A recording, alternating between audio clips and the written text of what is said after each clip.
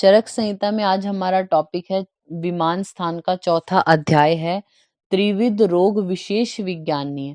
त्रिविध रोग विशेष विज्ञानीय, रोग के विशेष ज्ञान के लिए तीन प्रकार से क्या क्या रोग के विज्ञान के उपाय क्या हैं, तो यहाँ पे बोलते हैं 3 नंबर श्लोक में देखिए, त्रिविधम खलु रोग विशेष विज्ञानम भवति तद्यथा।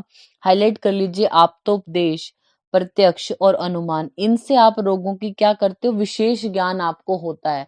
वैसे आचार्य चरक ने प्रमाण जो है वो सूत्र के 11वें अध्याय में 4 बताए कि आप्तोपदेश, प्रत्यक्ष, अनुमान और युक्ति। लेकिन अगर आपको रोग को जानना है तो उसके लिए युक्ति की जरूरत नहीं है, उसके लिए आप्तोपदेश, प्रत्यक्ष और अनुमान, इन तीनों की जरूरत होती है। राइट पेज पे देखिए 705 में यहाँ पे आप्तोपदेश के लिए बोला, आप्तोपदेश नाम आप्त वचन है, आप्त पुरुष होते हैं उनके वचनों को आप्तोपदेश बोलते हैं। आपता ही अवितर्क है, मतलब तर्क रहित है इनकी चीजें। स्मृति विभाग विदो, स्मरण शक्ति से जो संपन्न है। विभाग विदो, मतलब विभाग को जानने वाले हैं कि क्या करने योग्य है, क्या करने नहीं योग्य, ये सब पता है इनको। निष्प्रति उपतापश्च दर्शन है, किसी के प्रति इनका राग और उपताप कुछ नहीं है, मतलब ना किसी से तो ये प्रेम करते हैं ना किसी से द्वेष, तो वो आप्त पुरुष उनको बोला गया और उनके वचनों को आप्तोपदेश कहते हैं। फिर सेकंड है हमारा प्रत्यक्ष का लक्षण है, प्रत्यक्षम तू खलु तद यत्। हाईलाइट कर लीजिए, स्वम इंद्रिय मनसाम च उपलभ्यते, जो आपकी इंद्रियां हैं, स्वम इंद्रिया और मन से जो ज्ञान आपको प्राप्त होता है उसको बोलते हैं प्रत्यक्ष। 4 नंबर श्लोक में हाईलाइट किया, अनुमान खलु तर्को युक्ति अपेक्षा, यानी युक्ति की अपेक्षा रखने वाले तर्क को अनुमान कहा जाता है। फिर इसके नीचे एक श्लोक लिखा है ना, त्रिवेन खलु एवं, ऐसे करके, इसकी सेकंड लाइन लास्ट में देखिए, न ही ज्ञान अवयवेन कृष्णे गे ज्ञानम उत्पद्यते। हाईलाइट कर लीजिए आप, न ही ज्ञान अवयवेन कृष्णे गे ज्ञानम उत्पद्यते, और आप यहीं पे लिख लीजिए चरक विमान 4। रेफरेंस पूछा जाता है इस श्लोक का, तो चरक विमान 4 का है, इसमें बोलते हैं न ही ज्ञान अवयवेन, मतलब ज्ञान आपको करना हो, किसी चीज को पूरी बात जाननी हो तो उसके एक अवयव से उचित ज्ञान नहीं होता, सारी चीजें आपके पास होनी चाहिए। मतलब ये तीनों परीक्षा अगर आप करते हो, आपके पास है आप्तोपदेश, प्रत्यक्ष, अनुमान, तभी आपको किसी चीज का उचित ज्ञान होगा। अकेले एक से कुछ भी नहीं होता, ये बोला कि ज्ञान के अवयव एक से कुछ नहीं होता, पूरा ज्ञान अगर आपको चाहिए तो सारी चीजें होनी चाहिए आपके पास। नेक्स्ट देखिए 5 नंबर श्लोक में, 5 नंबर श्लोक है जो 706 पेज पे, यहाँ पे थर्ड लाइन में देखिए, हाईलाइट कर लीजिए, द्विविधाम परीक्षा ज्ञानवताम प्रत्यक्षम अनुमानम च। जो ज्ञानवान मनुष्य है उसके लिए 2 प्रकार की परीक्षा होती है, प्रत्यक्ष और अनुमान। वैसे तो बोलते हैं कि 3 परीक्षाएं हैं ये रोग को जानने के लिए, आप्तोपदेश, प्रत्यक्ष और अनुमान, लेकिन जो ज्ञानवान मनुष्य है उसके लिए प्रत्यक्ष और अनुमान यही 2 बताए गए हैं। फिर बोलते हैं 6 नंबर में बताया कि आप्तोपदेश से आपको क्या पता चलेगा, आप्तोपदेश, अब आप हमारे लिए आप्त कौन है, ये शास्त्र बताए गए हैं जो चरक संहिता है, सुश्रुत संहिता, तो इनसे हमें क्या पता चल रहा है कि किसी रोग के निदान क्या है, कैसी प्रकृति है, क्या लक्षण आते हैं, क्या पूर्व रूप आते हैं, कैसी वेदनाएं होंगी, कैसे वृद्धि होगी उसकी, कैसे चिकित्सा कर सकते हैं, तो ये सब हमें संहिताओं से पता चल रहा है, मतलब आप्त हो गया ये हमारे लिए। फिर इसके नीचे जो श्लोक लिखा है 7 नंबर, उसमें प्रत्यक्ष के बारे में बोला, तो आप ये जो 7 नंबर श्लोक है इसको हिंदी में दे सकते हैं, प्रत्यक्ष के द्वारा परीक्षा। इसमें देखिए, प्रत्यक्ष के द्वारा रोग की परीक्षा करने की इच्छा वाले को सभी इंद्रियों से रस ज्ञान को छोड़कर, हाईलाइट कर लीजिए, सभी इंद्रियों से करनी चाहिए प्रत्यक्ष परीक्षा, रस ज्ञान को छोड़कर। रसना है जो, मतलब रस का तो सिर्फ आप अनुमान ही लगा सकते हो ना, पेशेंट को आप थोड़ी अपनी टंग से टच करोगे, मतलब रस का तो सिर्फ आप अनुमान लगा सकते हो, उसका प्रत्यक्ष नहीं होता, बाकी सारी इंद्रियों का प्रत्यक्ष होता है। जैसे श्रोत्र का प्रत्यक्ष कैसे है, जैसे पेशेंट है जो, उस पे आप क्रेपिटस देखोगे या उसकी जो जॉइंट्स है वो खड़ा होता है जब वहां से आवाज आती है नहीं, या फिर ऑस्कल्टेट करोगे उसके एब्डोमेन पर, आवाज आ रही है नहीं, तो ये श्रोत्र परीक्षा होगी। चक्षु के क्या है, अपनी आंखों से क्या उसके आकार देखोगे, प्रमाण देखोगे, छाया, प्रभाव, उसके एज, ये सब आंखों से देखते हो आप। रसना के लिए बोलते हैं इंद्रियों के विषय रस का अनुमान कराते हैं, मतलब अनुमान आपने पूछना है पेशेंट से उसके मुख का स्वाद कैसा है, इस तरीके से।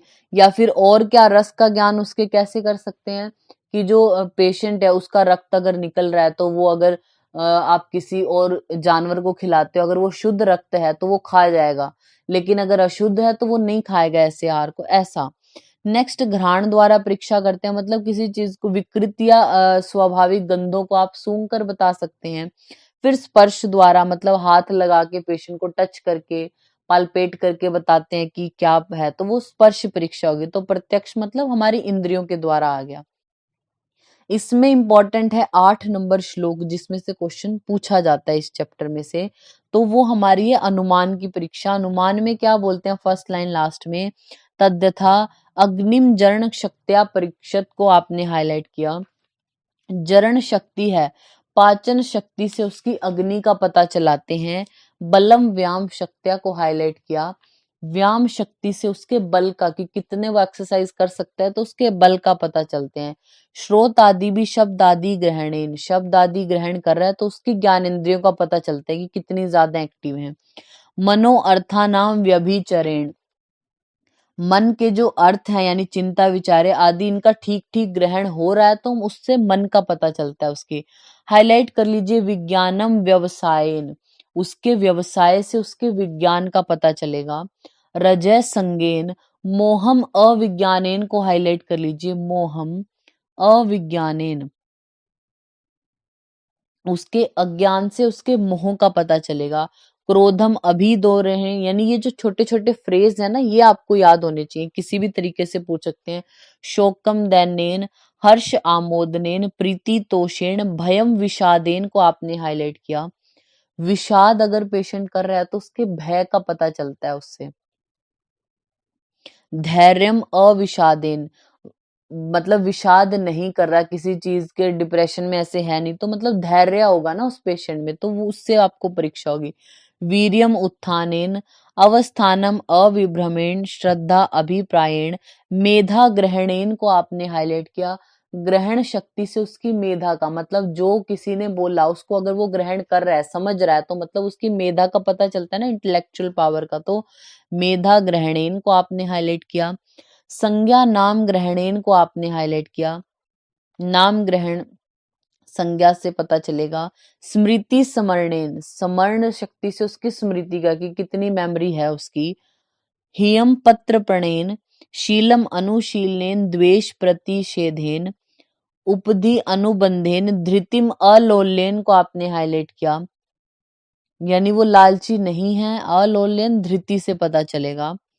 फिर आगे लिखा है वयो भक्ति सात्म्य व्याधि समुत्थानानि, काल देश उपशय वेदना विशेषण। आगे लिखा है गूढ़ लिंग व्याधि उपशय अनुपशय भ्याम को हाईलाइट किया आपने। गूढ़ लिंग व्याधियों का, जिनके लक्षण आपको क्लियर नहीं है, लक्षण छुपे हुए हैं जिनके, उस उसका आप किससे पता चलाते हो, उपशय अनुपशय भ्याम, ट्रीटमेंट करके देखते हो। अगर आपको सपोज पता नहीं चल रहा है कि वात दोष है, पित्त है, कफ है, तो ट्रीटमेंट करके देखते हो, जैसा आपको लग रहा है, आपको लगा कि वात दोष है इसमें, तो आपने उसके लिए स्निग्ध चिकित्सा की, और चिकित्सा करने से अगर वो उपशय हो गया, ठीक हो गया, इसका मतलब वात ही था।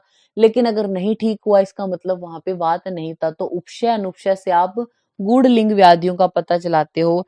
फिर बोला, हाईलाइट किया इसको गूढ़ लिंग वाले को। फिर दोष प्रमाण विशेषण, अपचार विशेषण, आयुष्य आयुष्य क्षयम अरिष्टेन, अरिष्ट से आयु के क्षय का पता चलाते हैं। अरिष्ट आ रहे हैं तो मतलब आयु क्षय हो गई है। फिर उपस्थित शेषव कल्याण अभिनिवेश, अमलम सत्व विकारेण, ग्रहणीस्तु मृदु दारुणत्वम हाईलाइट किया। ग्रहणी की मृदु दारुणता, स्पर्श दर्शनम अभिप्रायम, दृष्टि सुखनानी च आतुर परिप्रश्नेन चाहिए, आतुर से प्रश्न करने चाहिए। तो आपसे देखिए ये जो श्लोक है हमारा 8 नंबर, इसमें आपने हाईलाइट क्या क्या किया एक बार देख लेना। अग्नि जरण शक्त्या परीक्षेत, बलम व्याम शक्त्या, फिर विज्ञानम व्यवसायेन, मोहम अविज्ञानेन, भयम विषादेन, मेधा ग्रहणेन, संज्ञा नाम ग्रहणेन, स्मृति स्मरणेन, धृति अलोलेन गूढ़लिंग व्याधि उपशयानुपशयाभ्याम आयु क्षय अरिष्टे और ग्रहणीस्तु मृदु दारुणत्वम, ग्रहणी की मृदु दारुणता का। और लास्ट में क्या वर्ड लिखा है, परिप्रश्नेन च। क्वेश्चन आपसे इस तरीके से पूछा जा सकता है कि ग्रहणी की मृदुता और दारुणता का पता किससे चलाना चाहिए। ऑप्शन में होगा प्रश्न से, अनुमान से, युक्ति से और अलग। तो जब आपको सिंगल सिंगल चूज करना हो तब आप चूज करना प्रश्न से करते हैं। लास्ट में लिख दिया ना परिप्रश्नेन च, रोगी से पूछते हैं इन चीजों के बारे में, तो परिप्रश्न को मोर करेक्ट होगा फिर उसके लिए। अगर हो ऑप्शन में प्रश्न से और फिर आगे हो अनुमान से और सी ऑप्शन हो दोनों, तो दोनों टिक करना। अनुमान के अंडर आया है जरूर, लेकिन ग्रहणी की मृदुता और दारुणता का प्रश्न से, रोगी से पूछते हैं ना आपकी वो कैसे मल का त्याग कर रहा है, ये सब प्रश्न से होगा। फिर नेक्स्ट आता है हमारा, देखिए 13 नंबर श्लोक में, 13 नंबर श्लोक, यहाँ पे बोला सर्व राग विशेषा त्रिविधम ज्ञान संग्रह को हाईलाइट किया आपने। त्रिविध ज्ञान संग्रह आपसे पूछेंगे, त्रिविध ज्ञान संग्रह कौन से हैं, तो इसके ऊपर एरो करके लिख लीजिए, आप्तोपदेश, प्रत्यक्ष और अनुमान, इनको बोला गया त्रिविध ज्ञान संग्रह। तो ये हमारा 4 नंबर जो चैप्टर है वो कंप्लीट होता है।